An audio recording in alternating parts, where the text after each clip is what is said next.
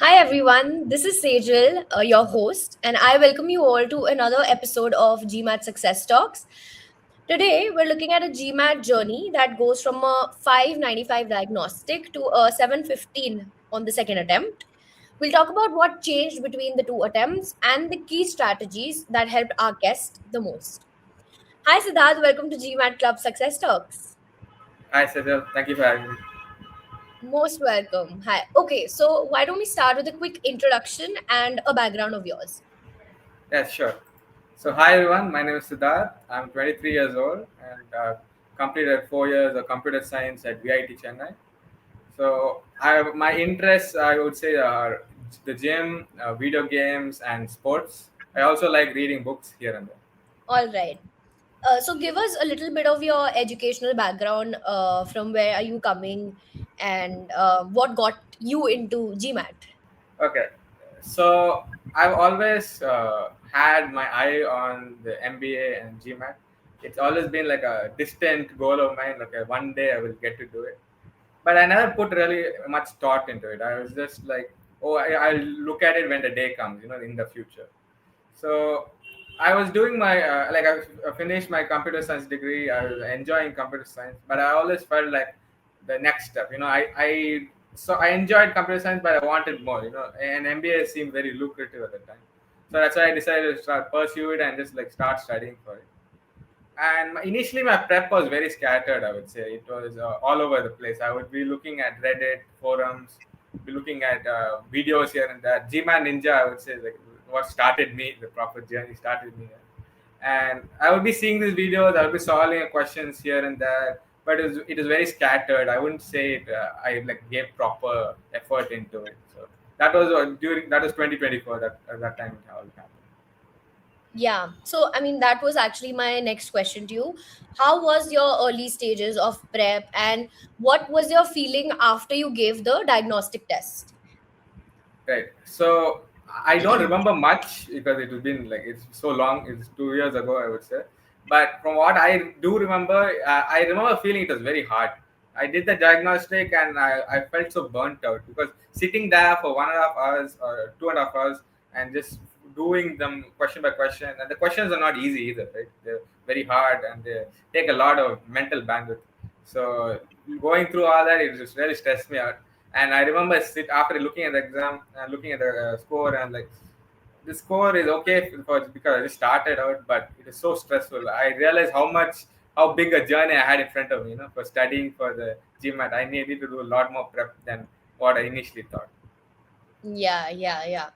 So, looking at your mock scores and your mock journey, usually a lot of Indian students that come from an engineering background have their stronghold in quants, and they struggle a little with verbal. But I think for you, it was the opposite, right? So, what do you think was the reason behind this? Right. So the thing is, I won't necessarily say I struggled with quant. When I first started my prep, quant was my strong point, and verbal is very bad. I remember doing verbal questions and having no idea how to go about it. Because it's so complicated. I couldn't understand how this was the right answer. There's so many 50-50s. I think many people can relate to verbal having a lot of 50-50s. And I could never really understand what was going on with those questions. But I think a lot of consistent prep and looking and introspection, I would say, like when you get a verbal question wrong, right, you have to ask yourself why. Is it because I missed a very small but very important piece of information, or did I just not know the proper method? So practicing that, I said, really helped my verbal. So verbal, it demands very clear forms of thinking, right? As I said in my debrief, verbal is not English; it is logic. You need to know exactly how one idea connects to the other. So if we say A, B, and C, right? A leads to B leads to C. In normal day, everyday language, when we talk, we automatically put A leads to C because we waste time saying A, B, C, right?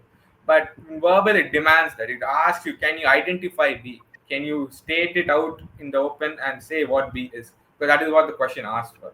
So having this clear form of communication and thought process really helps you with verbal. With respect to quant, I discovered very late in my, I think like 1 week before my attempts. I discovered that you could actually do methods like plugging in the values, right? Instead of, because when I was in school and I learned math, we learned it very rigid way. You have to do step by step. You have to show your steps. You have to solve it properly. You have to show your explanation to the teacher, right? Yeah. But the GMAT doesn't ask for that. It just asks for an answer. It just wants an answer and it will be fast. So it doesn't care how many steps you took to get to that place. So I learned way too late that I could have done these methods like plugging in values, crossing out other options, and but by then it was I couldn't practice the other methods, so I just stuck with this and more. All right. So, also looking at your mocks, I see that there was quite a bit of fluctuation, right, in your mock scores prior to your first attempt. So, what was causing these fluctuations, and how did you control them? Right. So mock 3 and 4 were my okay. 1 and 2 were quant verbal DI, and I wanted to experiment a little bit, so I decided to do verbal quant DI for 3 and 4, and I could see this thing like it immediately start dropping as a result.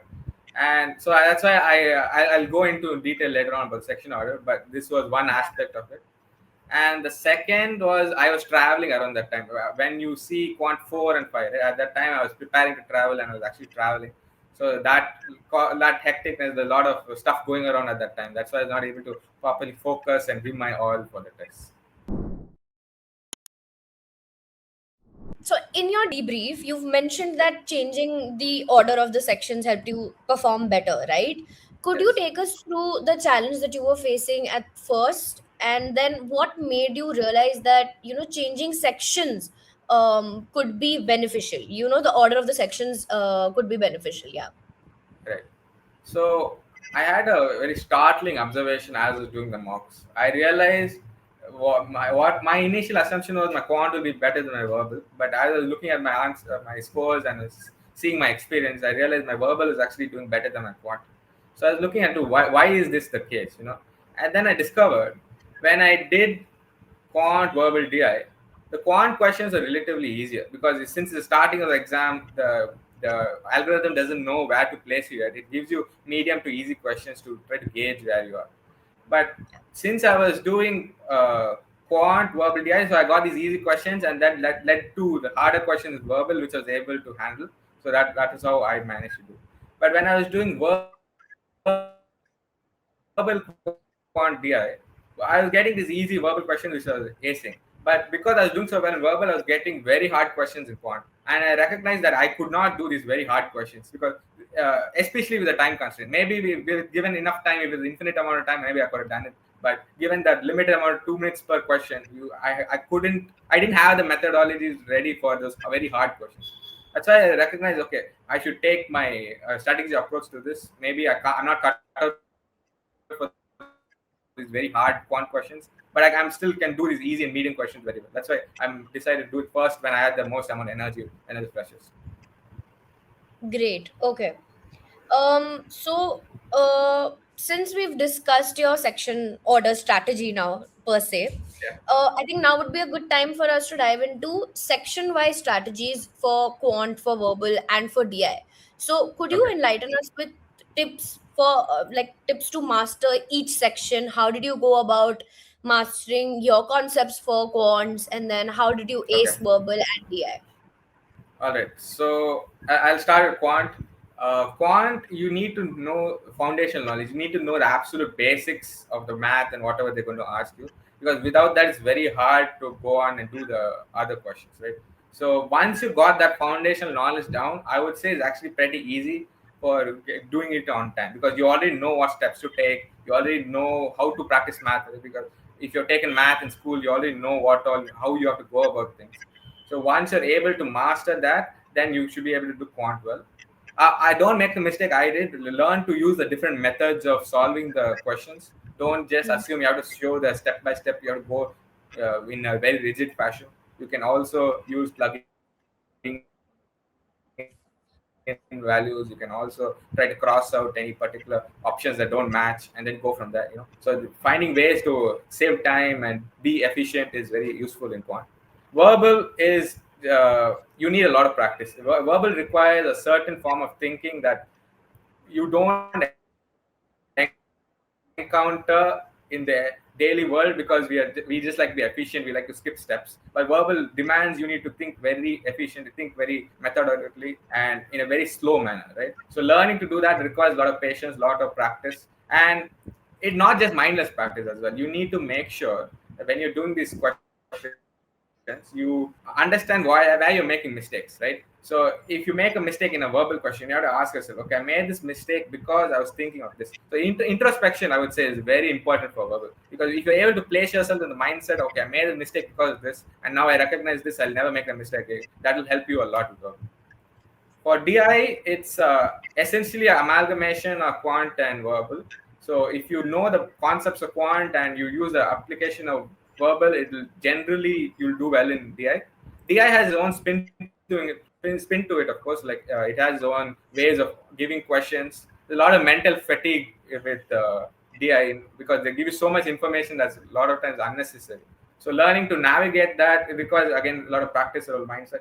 And I'll notice, like, when you do well in quant and verbal, you have more mental bandwidth to tackle DI anyway, right? Because many people do DI at the third section. If you do well in quant and verbal, you won't feel that very fatigued. So when you actually do DI, you'll actually end up doing it. Yeah. I think you enter the section with a little confidence that okay, so far I've been good, so I have hope. Yes, exactly. Yeah. Yeah. Okay.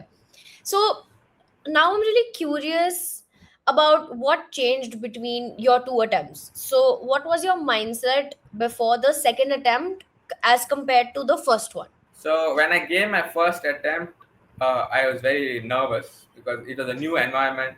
I didn't know what to expect. Like, I had done mocks, but going to the place, the test center physically was his own experience, and having to deal with all that.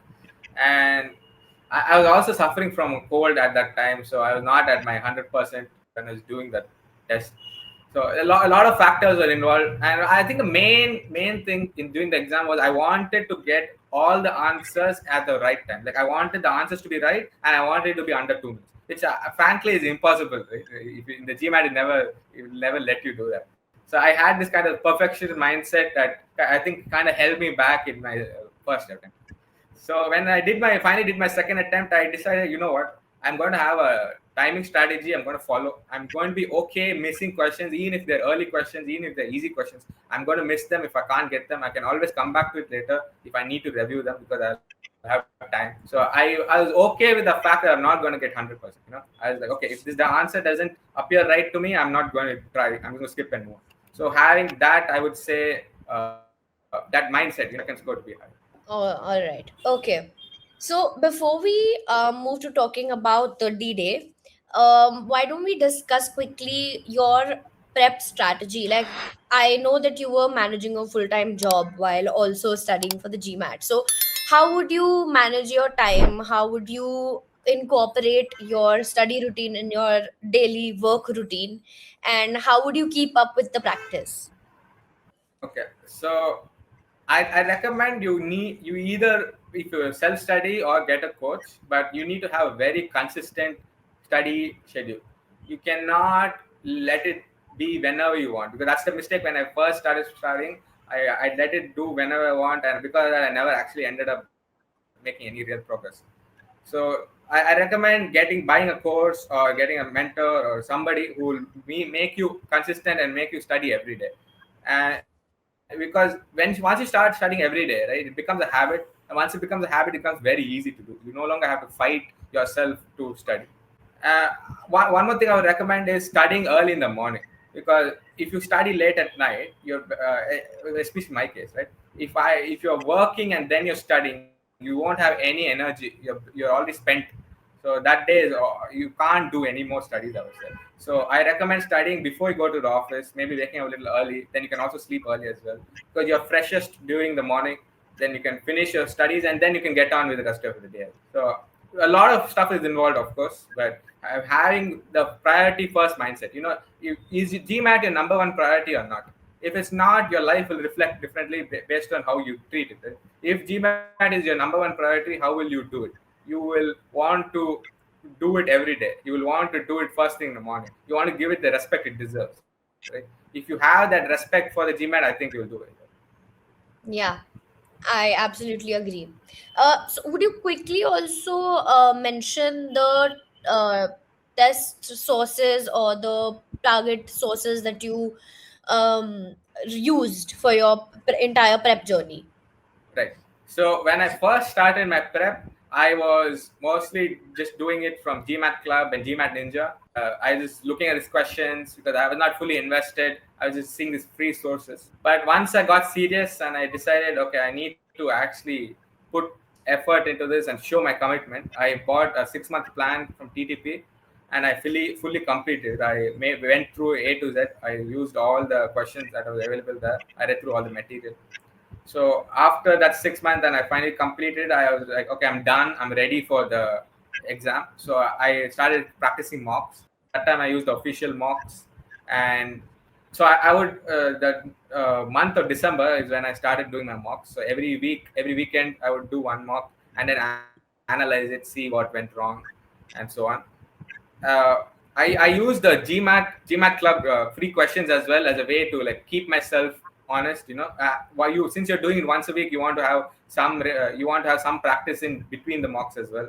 So I would use the GMAT Club questions just to refresh my brain and keep me sharp. But my main practice after my full prep was just official mocks throughout the month of December. Okay, so now that you've already mentioned mocks and that you used to analyze, could you help us with how you used to analyze? What was your mock strategy? Like, what made you decide that, okay, I'm going to give mock probably every week? And then, how did you analyze those mocks to your benefit? So I wanted to make sure I spaced out the mocks because there's only limited amount of mocks and you don't want to waste them, right? So I spaced it out to once a week because I felt that gives me enough time to first go through it and analyze the mock, and then target any weak areas I might find in the mock. If I notice any patterns in my problems, I can then tackle that and solve that, so the next mock will be even better. So how did I analyze my mocks? I would look at them. I would look at the questions, each section. I would look at the time I take for each question, because I'll see if it's under 2 minutes or not. If it's under 2 minutes, great. If it's not, I'll see what went wrong. And there'll be some questions which I guess on, right? Because not all questions I'm 100% sure on. So even if I get the answer right, if I see that I guessed on it, I'll ask myself, why did I need to guess? Why couldn't I get the answer on it properly? So I'll look at whatever type of question it was. Maybe it's a quant question in percentages or ratios or whatever, right? I'll see what it is, and then I'll study the material, practice those questions again, and that I would say that really helped me cover my weak areas and strengthen my strong ones. Great. So now let's dive into the exam day. Walk us through your whole experience of the exam day, and of course, your reaction of seeing 7:15 on the screen. So the day of my second attempt, I walked in. I already knew the place because I already went there the first time.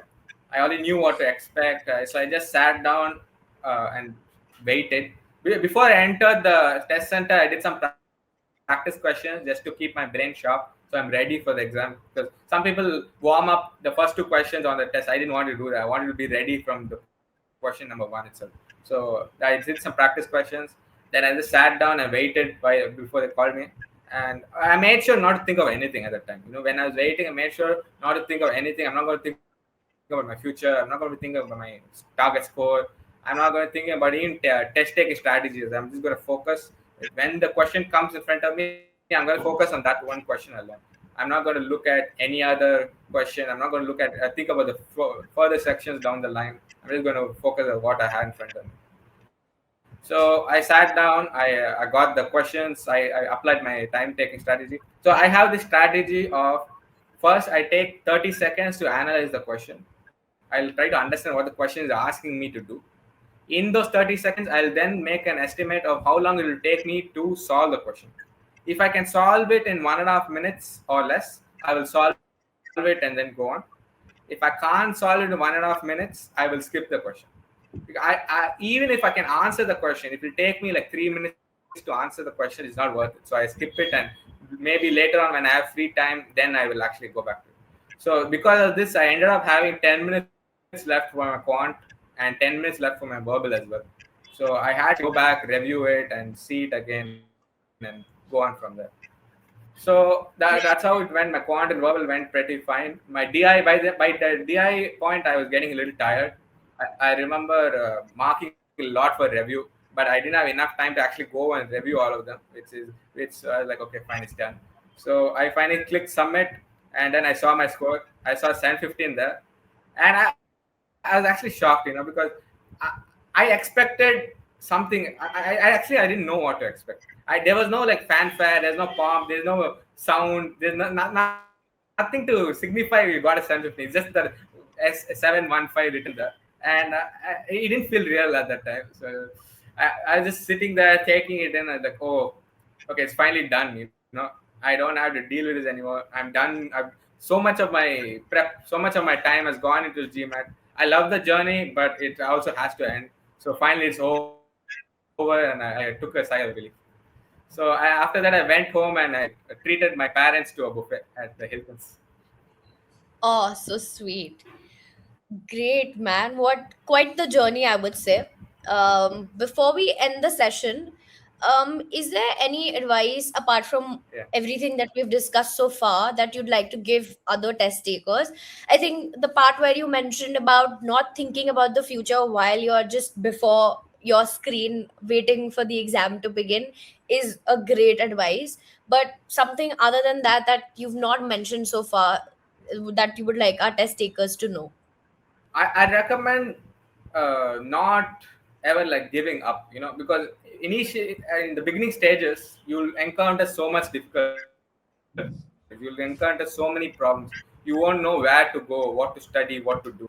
So at that time you need to remember why you're even doing this, right? Why are you doing the GMAT? What do you want to do it for? So you need to keep that in mind when you start your prep. But towards the middle and the end, I would paradoxically recommend not thinking about your future at that point. Because at that point, once you're already committed and invested, you should just focus on getting it done. You don't think about my target school, my target career, how much I'll be earning in 5 years from now. That's not important. Right now, you just have to finish the exam in front of you. You have to prepare for that.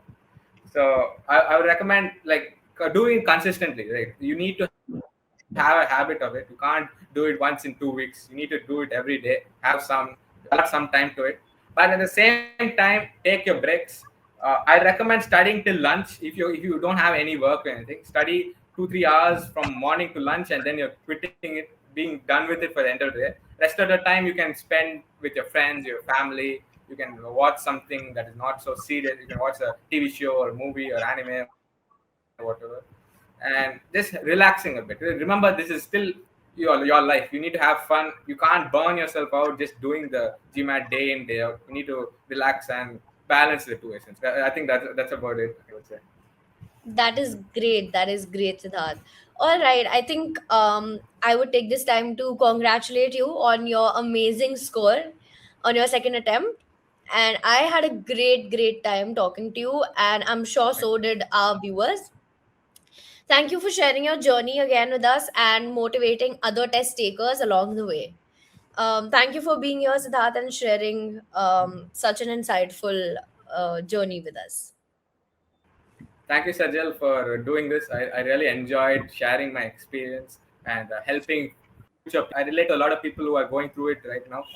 So if you anybody is watching, if they ever want to reach out to me, I'm on Reddit, I'm on LinkedIn. I also do coaching as well. So I post like 10 people so far. So if you have any questions, I'm happy to answer. Awesome, awesome. That will be of great help, I think, to everyone watching. So, all right, perfect. I will take this time to say bye. And again, thank you for sharing your journey with us. And thank you for being here and taking out the time. Thank you. Bye, everyone. Thank you. Bye bye, everyone. See you in the next one.